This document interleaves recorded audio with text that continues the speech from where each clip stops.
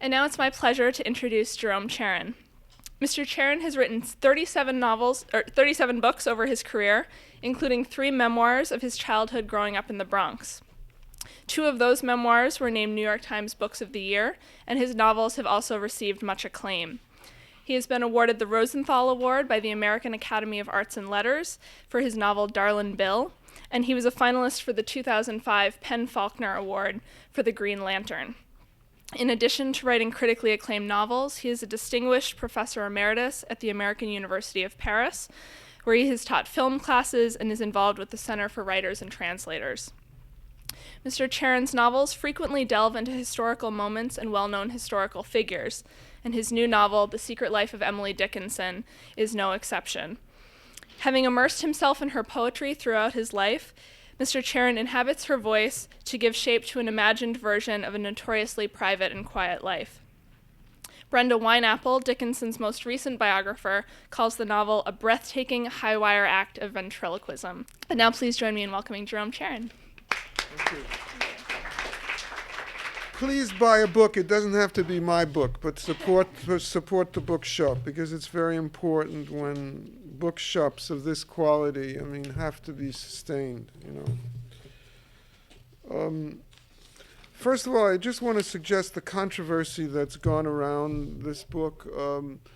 I wrote it in Emily Dickinson's voice, and the reviews have been split down the middle. People either absolutely adore the book or they absolutely hate it beyond the worst dream that anyone ever had. And those critics who hate it say, how dare I write in Emily Dickinson's voice? What do I know about Emily Dickinson, et cetera, et cetera. And then you discover that those people who like it the least have never read her letters and don't really know that much about Emily Dickinson's life.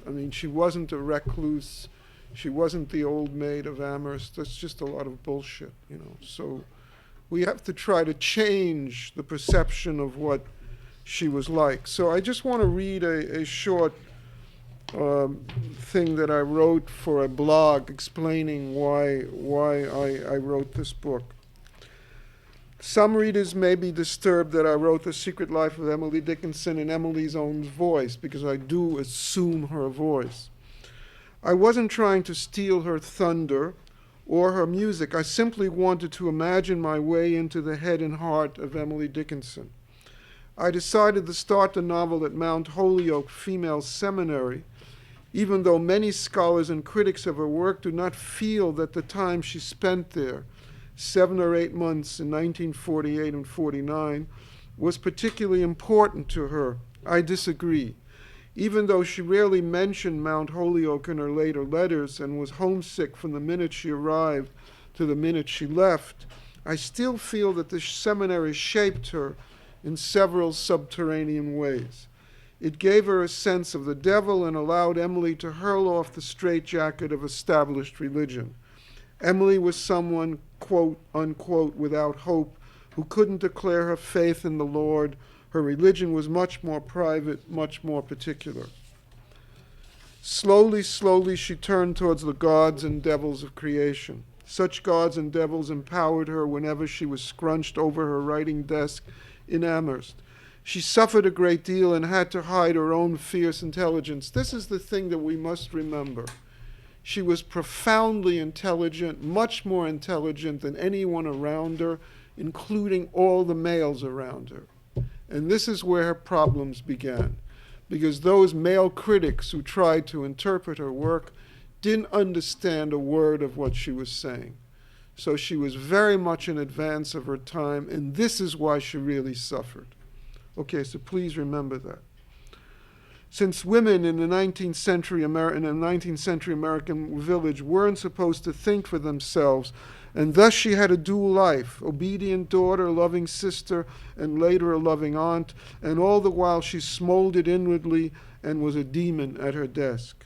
That's one of the reasons why each new generation of readers responds to her poetry in such a visceral way. These scrawls on scraps of paper, she often wrote on the backs of envelopes and at the bottom of old recipes, were a matter of life and death. We can feel her trembling in the words themselves.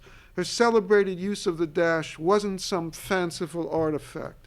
It was a weapon, as Emily moved from image to image without giving us a chance to breathe. Her words attack us, bite our heads off, even while they soothe and delight. There has never been another poet like her, male or female. Okay, just in trying to, I'm going to read a very, very short section of the book. But before I do, try to remember that her father gave her a dog, a Newfoundland, when she was 19, thinking that if she was alone in the house, she should have a dog.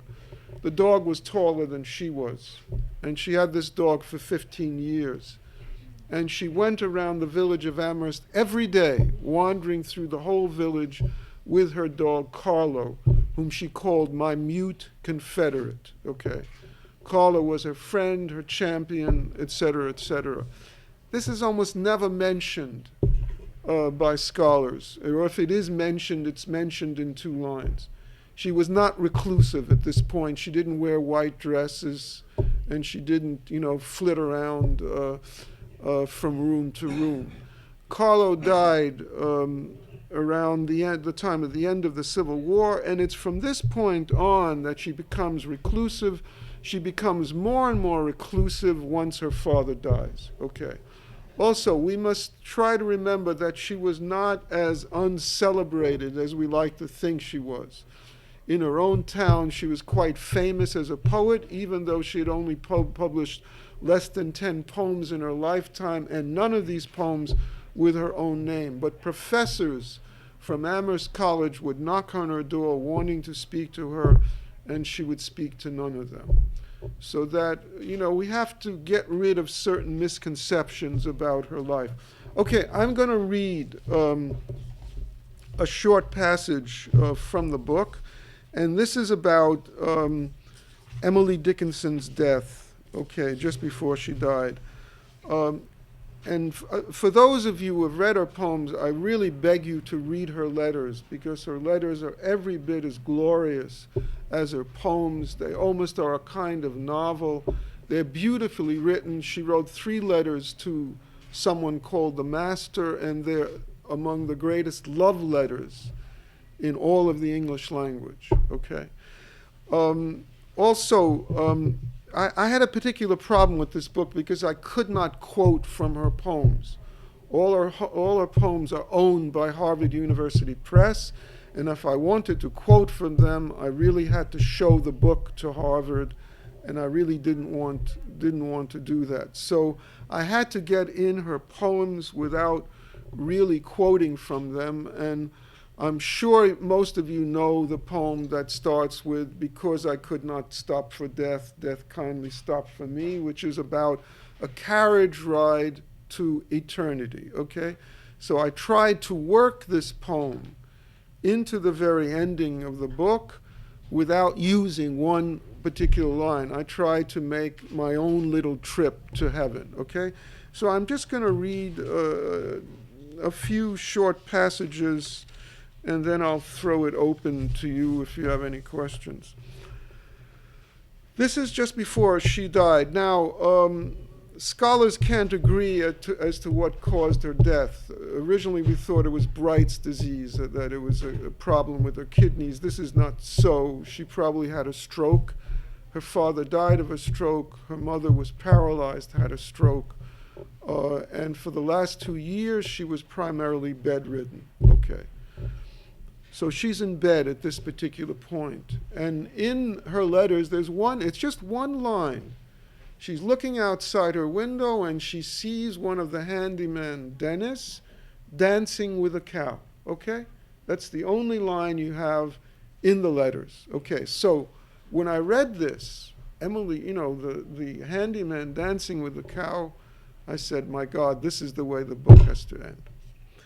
One morning in March, I woke to an odd commotion. There seemed to be some palpable music coming from the rear of the house. Surely I'd gone to heaven, since I saw a man, a boy really, dance with a cow. Cows do not stand on their hind legs in the Commonwealth of Massachusetts, but this cow did, and danced with the boy man.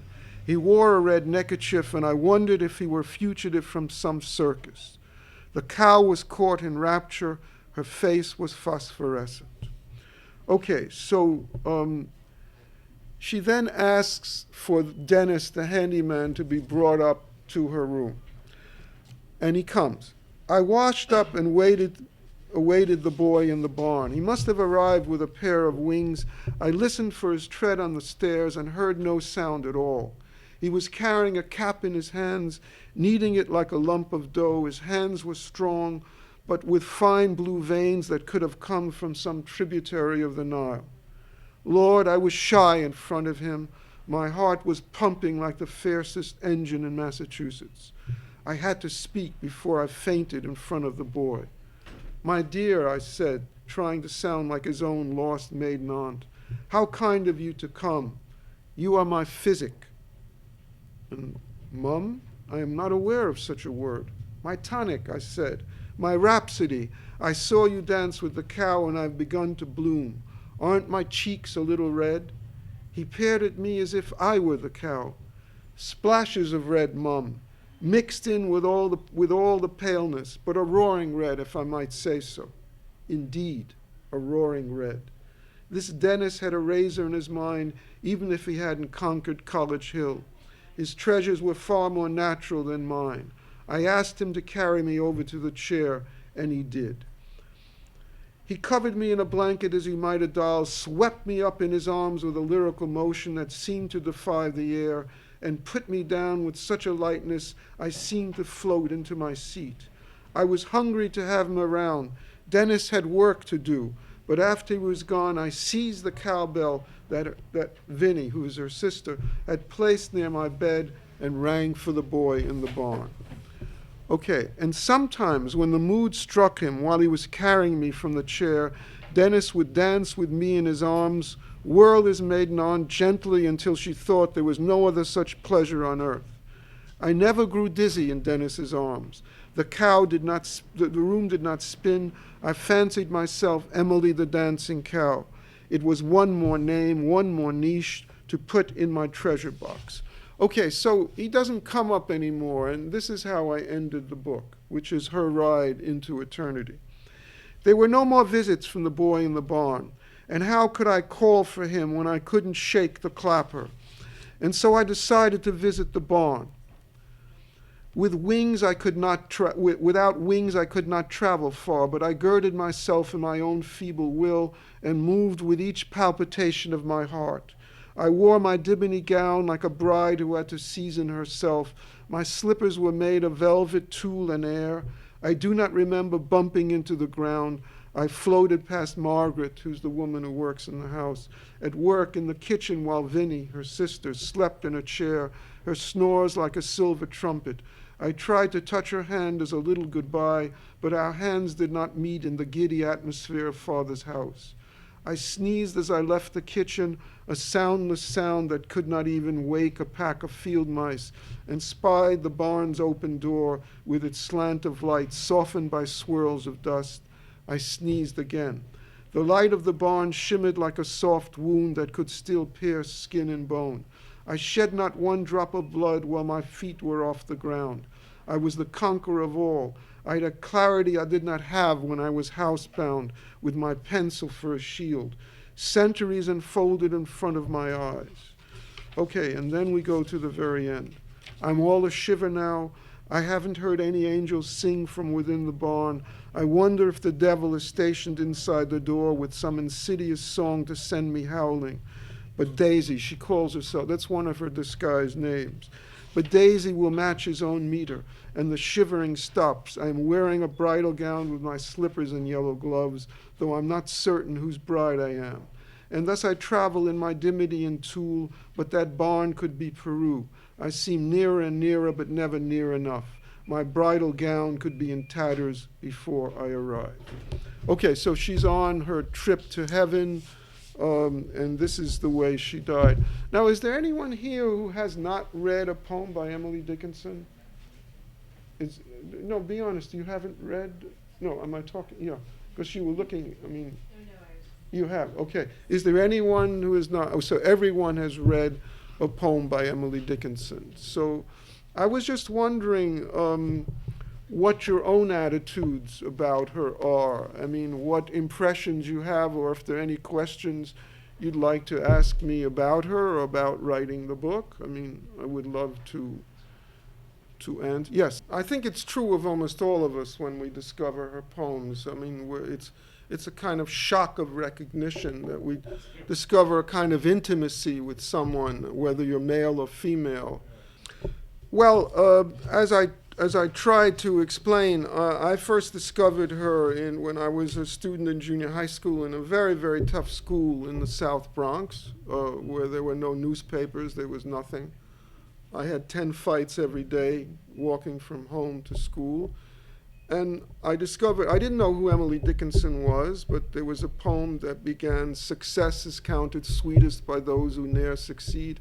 It was a poem about failure and about, that it's only the defeated, the dying, who can understand the sweetness of success. And for a boy, in the wildlands of the Bronx, it was a prophetic song. So I really fell in love with her poems from that point on. I began to read them, And then in preparing this novel, I read her letters, and that was the real revelation, because the letters gave me an entree into her voice and into her music. And what I tried to do was to take this 19th century poet who was very much in advance of her time and try to find a 21st century equivalent for her music, and this is what I tried to do. But why do the poems stick with us? Because it seems to me that she has such a power with language, a juxtaposition, and I would say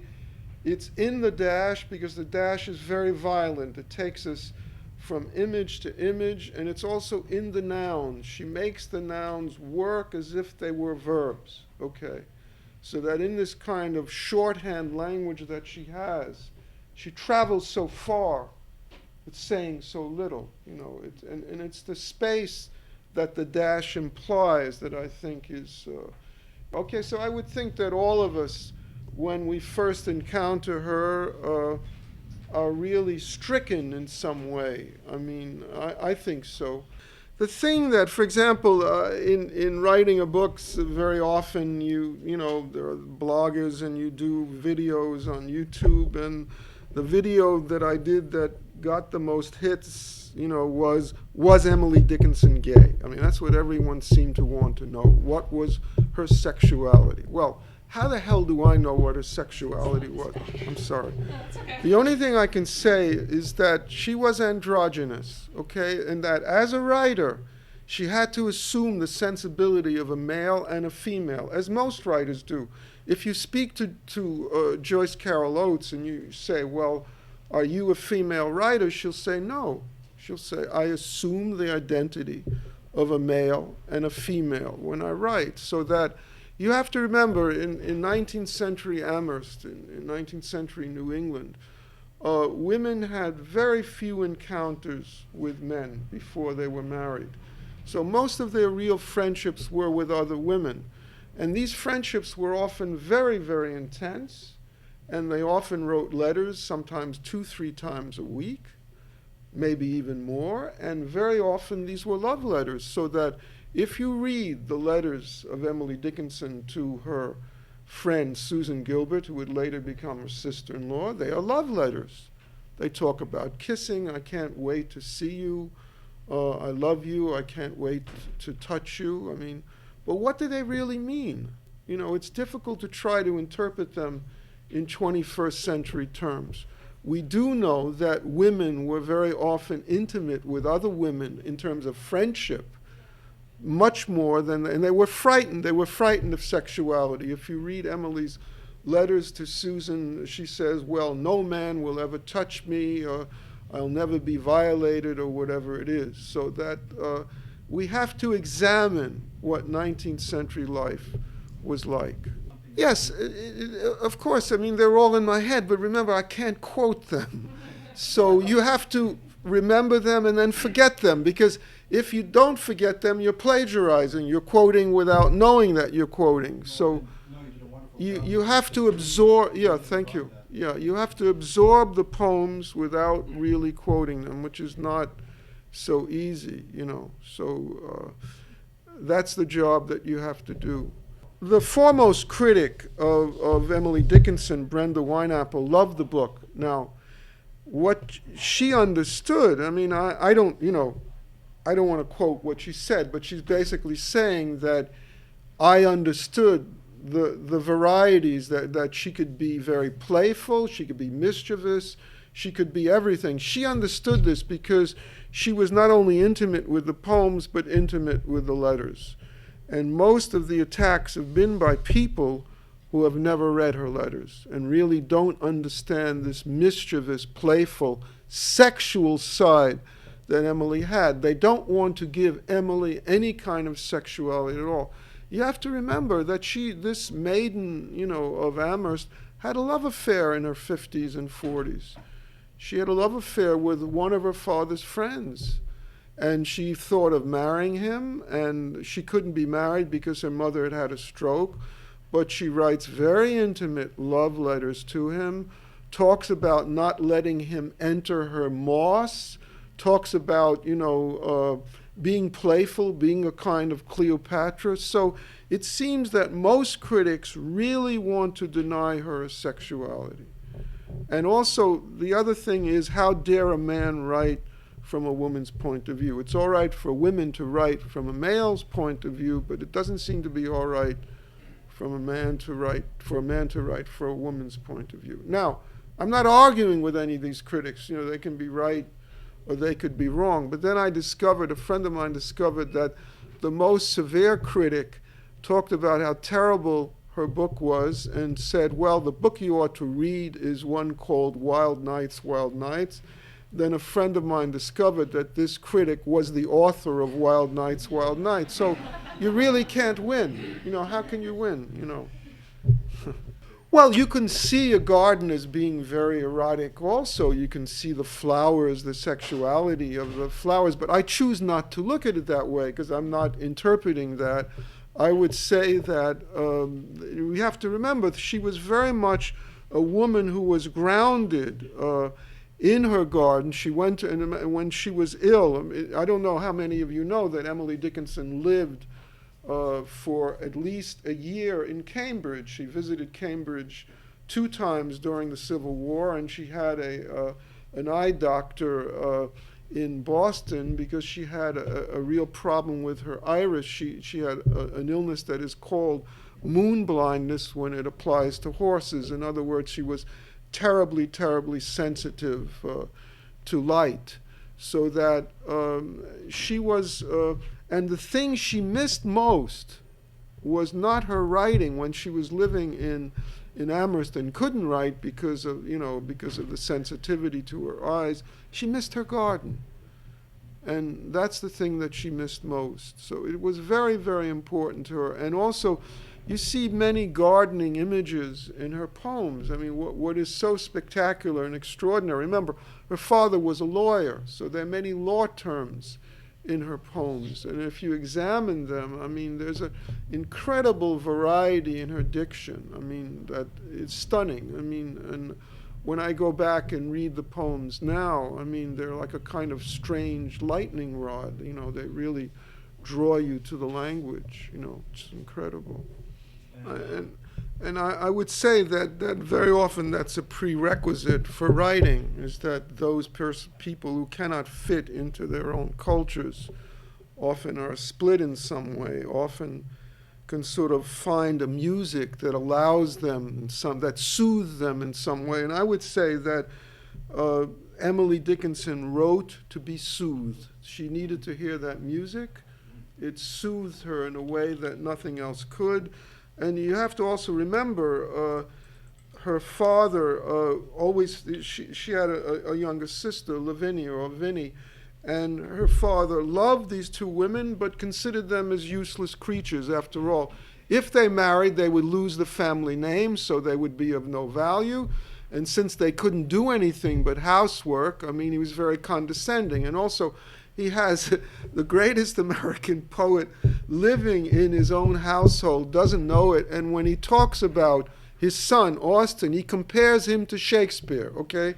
He says, my son writes like Shakespeare, and doesn't even know that this incredible poet is in his own house. You know, that's to show you how invisible she was in her own culture. You know, she was invisible, as most women were in the 19th century. No, you have to understand, there's a good reason for this. It's not the original poems, you know, were published without the dash, you know, when they were edited by all these preceptors who loved her work and didn't understand anything. They were published at the very end of the 19th century, okay? And those poems, which are all titled, and she never put a title on any poem, you can quote from. Now, her poems are rediscovered in the 1920s, in the 1930s, in the 1940s. So they're still under copyright, okay? So that's the problem. It's the syntax that's most troubling. So I don't know, you know, and Harvard was very generous with me, because when I wanted to use an epigram and I wanted to quote in my introduction, and the epigram that I used as an epigraph for the book was again a line from, you know, her. I want to quote it directly, if I can ever find it. She says, "To shut our eyes is travel." Now this is, you know, ordinarily you would say to shut our eyes is to travel, okay? But she says to shut our eyes is travel. That's an extraordinary, I mean, it's not simply the imagination. She's not saying, well, you imagine. She's saying to shut one's eyes is travel. This is the spud. She's talking about writing, about creating. This is what creating is all about, it seems to me. Well, it has to be an historical figure that you love. I mean, in my last novel, Johnny One-Eye, which was about American Revolution, which was about the American Revolution, I wrote about George Washington, and again invented a love life for George Washington during the Revolution, and critics again objected to that. But remember, I mean, a novel takes on its own parallel life. I mean, so in dealing with historical figures, it's not for the sake of history, it's trying to sort of deal with someone you absolutely love. I mean, as a kid, I loved George Washington. And also, I mean, again, the critics are so wrong about him. I mean, we must not look at him as the first president of the United States. That's irrelevant, because even as the first president, it's really Alexander Hamilton who was the first president. I mean, but if you look at him as a warrior, if you look at him as the man who really established and saved the country, he was a great general. No one admits that. He had no army. And also, no one seems to remember that by the end of the war, 1/4 of all his troops were black. And that's completely forgotten. In other words, he could not have won the war without his black troops. And if when I first discovered this, I thought this is astounding. Let me see if I'm going to find it anywhere else. Excuse me? What general are you talking about? Washington, in the American Revolution. I mean, and without these black troops, he could not have had an army. So, you know, all these sort of historical romances that we have with reality, you know, really have to be changed. So I would say, I like to deal with history if I can change history. I'm not an historian, you know. I want to change it. I want to do it in my own terms. Well, she's the most contemporary poet we have. I mean, she's really a poet of the 21st century. I mean, her rhythms were not, I mean, both she and Herman Melville were writers who were really not only not understood in their own time. I mean, for example, there's one novel by Melville called The Confidence Man. We can't even interpret it in the 21st century because it's so splintered. The psychology is so scattered that, you know, we have to know more about the brain in order to enter Melville's brain. So, I mean, both of these writers were subterranean. Both of them lived very underground lives. And both of them, are writers that remain with us, that haunt us in our own time. I spent, well, it's difficult to say. I mean, I spent a great deal of time. First of all, I reread every one of her poems and fell in love with certain lines. Then I read her letters. Then I read all the biographies that I could.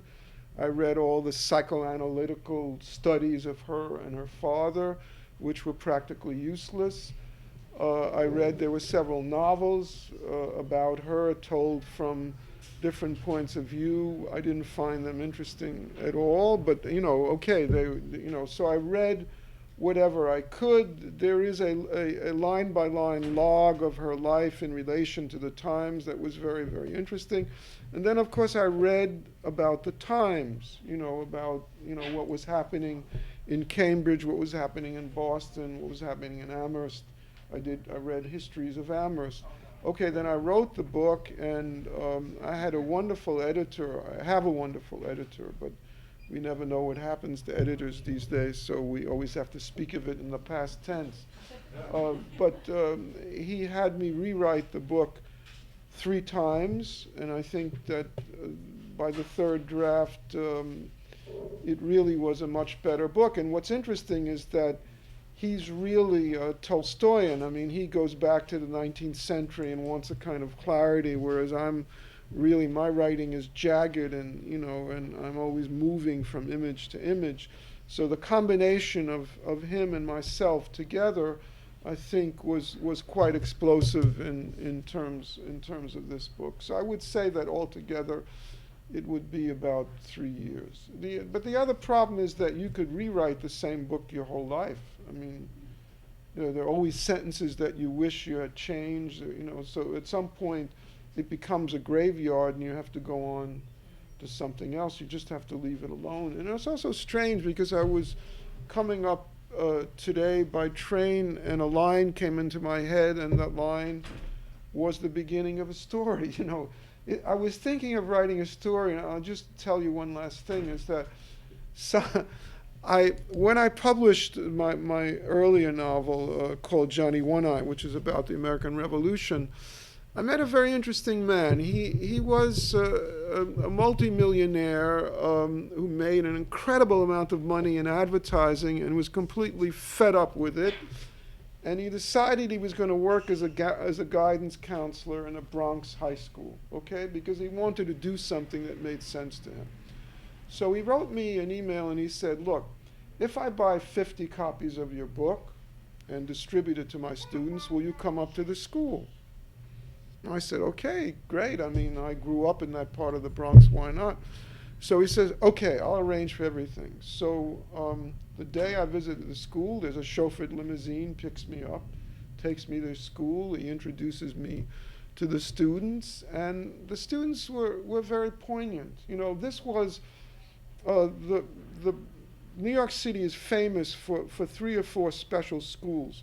One of those schools is called the Bronx High School of Science. Okay, now, this was a satellite school, like the Bronx High School of Science, but you didn't have to take a test to get in. Anybody could get in, and it was in the worst part of the Bronx. So I met with these students, and he introduced me to them, and you could see how happy he was trying to help. And he's gotten students into Harvard, into Yale, into Dartmouth, by simply working with them and trying to, and now he's going to do the same thing with Emily Dickinson. So you see that I was very touched, and when I go up to the school again, and I wanted to write a story about this school, but I didn't want to write about this man. I didn't want to vampirize him and put him into the story. So while I was coming up today on the train, I suddenly found a way to get into the story without this particular character. So it's very perverse. Lines, you really write when you're dreaming. Your dreams really do the writing for you. The music comes in very, very strange fashion, and you can't force it. There were years I couldn't write at all. I was living in Europe. I was separated from my own language. I didn't hear it. I wasn't interested in learning French. I was in love with a woman, so I thought I would live there, but of course it didn't work out. But the thing is that when the music is there, it's there, okay? So, and people say, well, how long does it take you to go from one voice to another? It takes me 3 seconds. I'd started a novel 10 years ago, abandoned it, went back to it, and picked up the voice as if I'd never left it. I think we don't know enough about the brain to realize where this creativity comes from. The music was in my head. I didn't have to force it. It was already there. So a 10-year lapse didn't mean anything. I was right back in the world, you know. So creativity, I would say, is, and let me, my final comment, unless you have other questions, is that I was given some kind of brain scan about 5 years ago, and the woman who gave me the scan said, there's so much activity, explosion inside your brain that I don't know what it's all about. She said, I've never seen, you know, she didn't mean this positively. She meant to say as if I were cursed, but she said, there's an explosion inside your head, and I don't know what's going on. Well, maybe it's a necessary explosion. Are there any other questions that I might answer, please? You, sir. No question. No question.